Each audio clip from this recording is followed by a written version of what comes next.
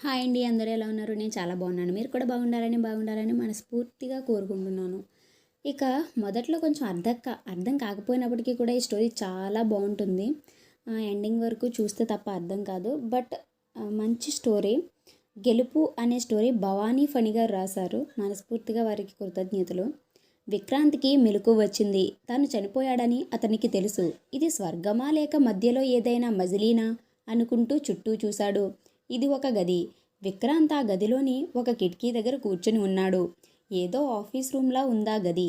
కాస్త దూరంలో ఉన్న ఇంకో చైర్లో ఎవరో వ్యక్తి కూర్చుని టేబుల్ లైట్ వెలుగులో ఏదో రాసుకోవడం కనిపిస్తోంది. తాను చనిపోయిన విషయం విక్రాంత్కి స్పష్టంగా గుర్తుంది. అర్ధరాత్రి వేళ ఇంటికి వెళ్తుంటే స్కూటీ మీద నుంచి ఎగిరిపడటం, రోడ్డు పక్కనున్న డివైడర్కి తల గుద్దుకోవటం, ఆ ఫోర్స్ తెలియడంతోనే ప్రాణం పోతోందని అర్థం కావడం, కళ్ళ మించి కారుతున్న రక్తధారల మధ్యలోంచి తనని గుద్దిన కారు వేగంగా అక్కడి నుంచి వెళ్ళిపోవడాన్ని మసగగా చూడటం, ఇవన్నీ అతనికి గుర్తున్నాయి. ఆ యాక్సిడెంట్లో అతను బతికే అవకాశమే లేదు. తాను నిజంగా చనిపోయాడని అతనికి తెలియడానికి అదొక్కటే కాదు, తనకి శరీరం లేని విషయం. ఇప్పుడు ఆలోచిస్తున్నది తన ఆత్మ మాత్రమేనన్న సంగతి అతనికి బాగా అర్థం కావడం కూడా. తన సెన్సరీ ఆర్గాన్స్ అన్నీ చాలా గొప్ప వృద్ధి పొందినట్టుగా బతికి ఉన్నప్పటికీ అనుభూతికి భిన్నమైన గ్రాహ్యత ఏదో అతనికి తెలుస్తోంది. ఎక్కడున్నాడు మరి? కొంచెం వెనక్కి జరిగి కిటికీ కర్టెన్ని జరిపి బయటికి చూశాడు. అంతా చీకటి. వీధి లైట్లు కూడా వెలగడం లేదు. ఇంతలో అతనున్న గదిలో కదలికకి మళ్ళీ తిరిగి చూశాడు. ఆ గదిలో కూర్చుని ఉన్న వ్యక్తి భయం అయోమయం నిండిన ముఖంతో కదిలిన కర్టెన్లోంచి లోపలికి వస్తున్న వాహనాల హెడ్లైట్లను వెలుగులను చూస్తున్నాడు. ఆ వెలుగు నీడల మధ్య ఆ వ్యక్తిని గుర్తుపట్టాడు విక్రాంత్. అతను రఘు. తండ్రి అతనికి విక్రాంత్ అని పేరు పెట్టినప్పుడు అందరూ నవ్వారట. నీ తలరాతల పైత్యం నీ కొడుకు పేరులో కూడా కనిపిస్తుంది రోయ్ అంటూ స్నేహితుల్లాంటి శత్రువులు వెటకారం చేశారట. నా కొడుకు ఈ జీవితమనే యుద్ధాన్ని గెలిచి విక్రాంతుడవాలి, అందుకే ఈ పేరు పెట్టాను అనేవారట తండ్రి. అతను స్కూల్ చదువుకి వచ్చినప్పుడు కూడా పిల్లలు వికారం అని ఏడిపించేవారు. తెలుగు మాస్టారు విశ్వనాథం గారు మాత్రం మంచి మోడ్రన్ పేరు పెట్టాడురా మీ నాన్న అన్న రోజు తాను పడిన సంతోషం ఇంకా గుర్తుంది విక్రాంత్కి. ఇంటికెళ్ళి తండ్రికి ఏదో గొప్పగా చెప్పాడు. ఆ విషయం మురిపెంగా నవ్వి ముద్దు పెట్టుకున్న తండ్రి, ప్రేమగా గారంగా తనని చూసుకున్న తండ్రి అనుకోకుండా అనారోగ్యం బారిన పడ్డాడు. పెద్దగా ఆస్తులేవీ లేవు. కోఆపరేటివ్ బ్యాంక్లో క్లర్క్ ఉద్యోగం చేస్తున్న తండ్రి సరైన వైద్యం అందలేదు. అసలు రోగమేమిటో కూడా తెలియకుండానే నెల తిరగకుండానే తన అమాయకురాలైన అమ్మని అనాథల్ని చేసి వెళ్ళిపోయాడు. ఉన్న ఒక్క మేనమామే వాళ్ళకి దిక్కయ్యాడు. ఒక్కడే మగపిల్లాడు కాబట్టి సరిపోయింది. లేకపోతే వాళ్ళ పరిస్థితి ఇంకా దారుణంగా ఉండేది అని చుట్టుపక్కల వాళ్ళు అనుకోవడం విక్రాంత్కి తెలుసు. ఆ మేనమామ కొడుకే రఘు ముఖంలో కనిపిస్తున్న ఆ భయం చూస్తుంటే విక్రాంత్కి అదో విధమైన ఆనందం కలిగింది. మెల్లగా కర్టెన్ వదిలేశాడు. రఘు ఓసారి గదంతా కలియజూసి తిరిగి రాసుకోవడం మొదలుపెట్టాడు. మరోసారి కర్టెన్ జరిపి రఘు రియాక్షన్ ఏమిటో చూడాలనిపించింది విక్రాంత్కి. చిన్నపిల్లాడిలా ఏంటిది అనుకుని తన ఆలోచనకి తానే నవ్వుకున్నాడు. చనిపోయాడు సరే, తన ఇంటికి వెళ్లకుండా ఎక్కడికి ఎందుకు వచ్చాడు? స్వాతి ఎంత కంగారు పడుతుందో. తను యాక్సిడెంట్లో చనిపోయిన విషయం ఇంకా తెలిసిందో లేదో. సహజంగా తన కోసం ఎదురు చూసి నిద్రపోయి ఉంటుంది. సూపర్ మార్కెట్లో ఆ ఉద్యోగం వల్ల వచ్చే సంపాదనతో గడవక పిజ్జా డెలివరీలు చేస్తుండడంతో ఇంటికి వెళ్ళడానికి ఒక టైం అంటూ లేకుండా పోయింది. తను ఎప్పటిలాగే తిరిగి వస్తాడని అనుకుంటుంది స్వాతి.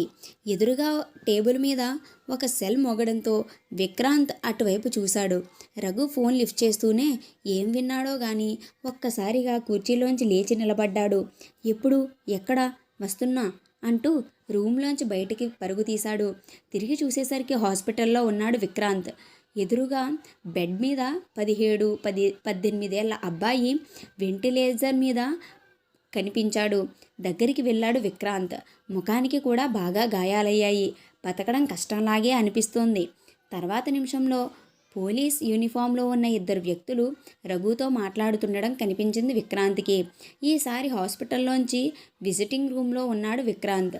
ఈ మార్పులు, ప్లేస్లు, టైం ఒక్కసారిగా ముందుకు ఆగిపోవడం ఇవన్నీ సహజంగానే అనిపిస్తున్నాయి విక్రాంత్కి. బతికి ఉన్నప్పుడే కనుక ఇలా జరిగి ఉంటే తనకేవో అద్భుత శక్తులు లభించాయని అనుకునేవాడేమో. చాలా స్పీడ్గా వెళ్ళి ఆగి ఉన్న లారీని గుద్దుకున్నాడు. పైగా డ్రింక్ చేసి ఉన్నాడు. మైనర్ కదా, అసలు కార్ ఎలా ఇచ్చారు మీరు ఆ అబ్బాయికి? ఇద్దరిలో కొంచెం పొడుగ్గా ఉన్న పోలీస్ అడుగుతున్నాడు రఘుని. వాడు కారు తీసుకెళ్లిన విషయమే నాకు తెలియదు సార్. ఎప్పుడు తీశాడో ఏమో. నిజమో అబద్ధమో తెలియదు కానీ రఘు శరీరం వనకడం స్పష్టంగా కనిపిస్తుంది. ఆ కుర్రవాడు రఘు కొడుకన్నమాట. పోలీస్ ఇంకా గట్టిగా గదమాయిస్తున్నాడు.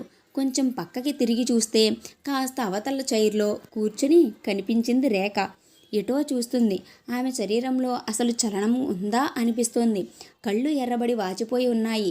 చెంపల మీద నుంచి ఇంకా నీళ్లు కారుతూనే ఉన్నాయి. ఆమె వల్లనే కదా తను దొంగయ్యాడు. ఒకే కాలేజీలో కలిసి చదువుకున్నారు విక్రాంత్, రఘు, రేఖలు. అప్పట్లో అమ్మాయిలు అబ్బాయిలతో పెద్దగా మాట్లాడేవారు కాదు. లైబ్రరీ బుక్స్లో అక్కడక్కడ కవితలు రాసి కింద పేరు రాసుకునేవారు విక్రాంత్. అలా చూసిందట రేఖ అతని కవిత ఒకటి. నిజానికి అది కవిత కూడా కాదు, ఏదో ఒక ఆలోచన లాంటిది అంతే. అలా ఏదైనా ఊహ తోచినప్పుడు ఒక పుస్తకంలోనో అక్కడో ఎక్కడో రాసేస్తూ ఉండేవాడు. లైబ్రరీ పుస్తకంలో రాసింది ఆమెకి బాగా నచ్చిందట. వచ్చి పలకరించింది. మెల్లగా పరిచయం పెరిగింది. అది ఇష్టంగా మారింది. ప్రేమ మాటలు, చూపులు దొర్లాయి. ప్రపంచం అంత అందంగా అంతకు ముందెప్పుడూ కనిపించలేదు విక్రాంత్కి. కానీ అనుకోకుండా ఓ రోజు కాలేజ్లో ఇన్స్పెక్షన్ జరిగింది. అతని బ్యాగ్లో రాబోయే సంవత్సరం పరీక్ష పేపర్ దొరికింది. విక్రాంత్ కాలేజీ నుంచి ఎక్స్పెల్ అయ్యాడు. ఇంట్లో కూడా బీరువాలో ఉండే వెండి కంచం కనిపించకుండా పోయింది. మెడపట్టి గంటకపోయినా మేనమామ కాస్త మర్యాదగానే ఇంట్లోంచి వెళ్ళిపోమన్నాడు. అప్పటికే అతని తల్లి చనిపోయి 2 ఏళ్ళు అవుతుంది. ఉండటానికి చోటు లేక, తినటానికి తిండి లేక ఫుట్పాత్ మీద పడుకున్న 4-5 నెలలు. చివరికి కూలి పనికి కూడా వెళ్ళాడు ఆకలి తీర్చుకోవడానికి. కానీ అన్నింటికంటే పెద్ద బాధ రేఖ కోసం పడ్డదే. ఆమె మళ్ళీ అతనికి మాట్లాడే అవకాశం ఇవ్వలేదు. ఎందుకో కూడా అతనికి తెలీదు. ప్రేమలో ఉన్నామన్న ఆ భావం వల్ల అది పోగొట్టుకున్నప్పుడు కలిగే బాధ కంటే ఏది ఎక్కువ కాదేమో. నిద్ర పట్టేది కాదు. ఒకటే దుఃఖం. ఏం చెయ్యాలో, ఎందుకు బతకాలో తెలియని పరిస్థితి. చివరికి ఎలాగో అందులోంచి బయటపడ్డాడు. జీవితంలో కొంత స్థిరపడ్డాడు. తనలాగే స్వాతికి కూడా తల్లిదండ్రులు లేరు. కులం ఒకటి లెక్క చూసుకొని ఆమెని తనకి ముడేసి వదిలేసి చేతులు దులుపుకున్నారు ఆమె దగ్గరే బంధువులు. తమ మధ్య అద్భుతమైన ప్రేమబంధం ఏర్పడకపోయినా ఒక ఒప్పందం లాంటి జీవితం ఉంది. ఒకరికి ఒకరున్నామన్న ధైర్యం, ఆసరా ఉన్నాయి. సహజ పుట్టాక ఆ బంధం మరింత బలపడింది. ఇప్పుడు స్వాతి ఒంటరి. పైగా పసితనం ఇంకా వీడని సహజ బాధ్యత ఒకటి. స్వాతి పెద్దగా చదువుకోలేదు. తను లేకుండా ఎలా బతుకుతారో ఇద్దరు. అతని ఆలోచనలో ఉండగానే ఏదో ఒక సందేశం లాంటిది అడ్డు తగిలింది. నీ ముందు ఇప్పుడు 2 మార్గాలున్నాయి అంది అదృశ్య శక్తి. ఏమిటవి అన్నాడతను. జరుగుతున్నది అతి సహజమైన విషయంలాగా.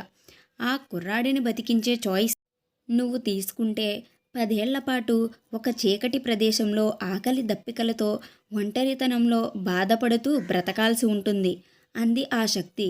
అంటే నరకమా అనుకున్నాడు. అంతలోనే అవన్నీ మనిషిగా ఉన్నప్పటి నమ్మకాలని గుర్తొచ్చి మరి రెండో చాయిస్ ఏమిటి అని అడిగాడు.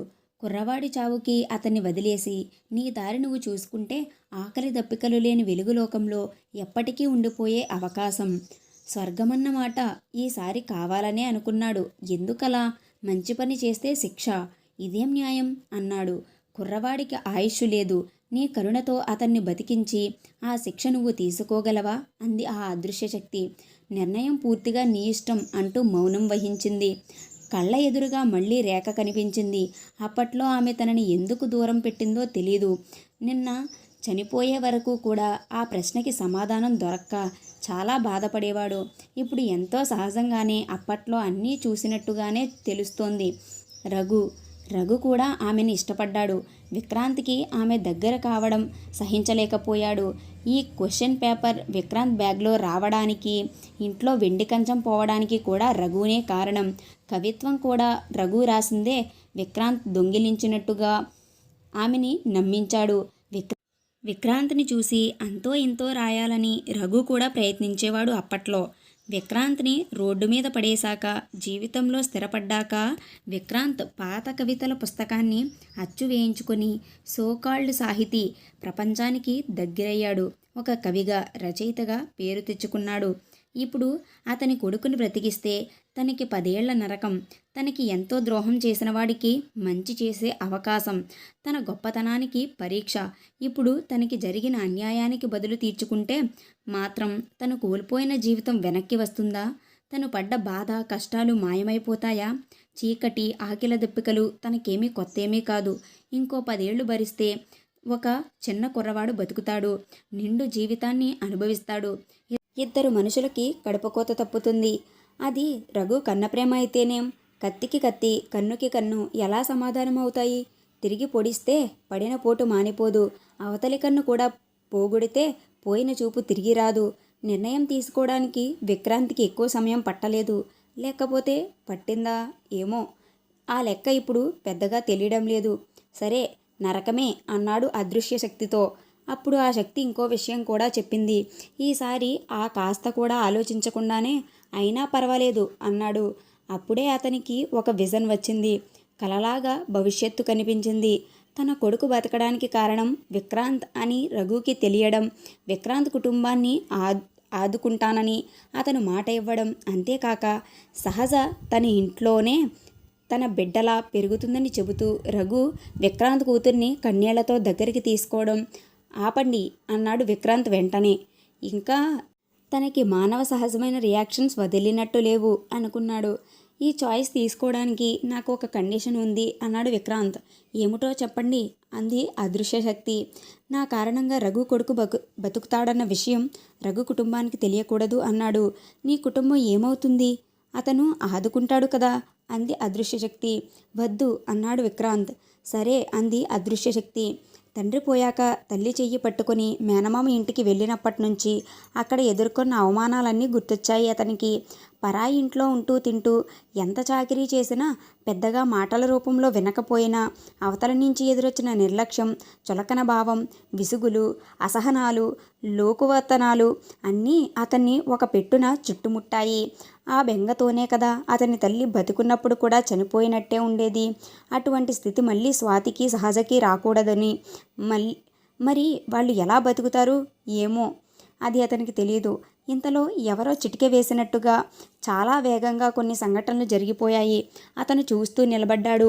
విక్రాంత్ ఆర్గాన్స్తో రఘు కొడుక్కి సర్జరీ అవ్వడం, కుర్రాడు తొందరలోనే కోలుకోవడం, ఆర్గాన్స్ డొనేట్ చేసిన ఆ అజ్ఞాత వ్యక్తిని తలుచుకొని రఘు, రేఖ కృతజ్ఞతతో కన్నీళ్లు పెట్టుకోవడం, అలా సెక్షన్ల మీద అతని కళ్ళ ముందు కాదు ఊహ ముందు కదిలిపోయాయి. ఇక ఇప్పుడు చీకటి లోకానికి ప్రయాణం. ఆ ప్రయాణంలో మరో విజన్ కదిలిందతనికి. మరో భవిష్యత్ దృశ్యం. స్వాతి, సహజ ఇండియాలో ఒక పెద్ద చైన్ ఆఫ్ హోటల్స్కి ఓనర్స్. వాళ్ళు ఎంతో సంతోషంగా, దర్జాగా, హుందాగా జీవిస్తున్నారు. తనకి తెలుసు స్వాతి దగ్గర ఆ శక్తి ఉంది. ఆమె వంటలు బాగా చేస్తుంది. అతను పోయిన కొత్తలో కొంత ఇబ్బంది పడ్డారు. కానీ మెల్లగా పచ్చళ్ళు చేయడం, ఉద్యోగులకి క్యారేజీలు వండి పెట్టడం మొదలంటివి చేసింది స్వాతి. ఇది చాలా తొందరగా వృద్ధిలోకి వచ్చి ఒక హోటల్ కూడా పెట్టింది. అది చైన్స్గా విస్తరించింది. సహజ కూడా MBA చేసి ఆ బిజినెస్ నడపడంతో తల్లికి సహాయంగా ఉంది. విక్రాంత్ మనసు తృప్తితో నిండిపోయింది.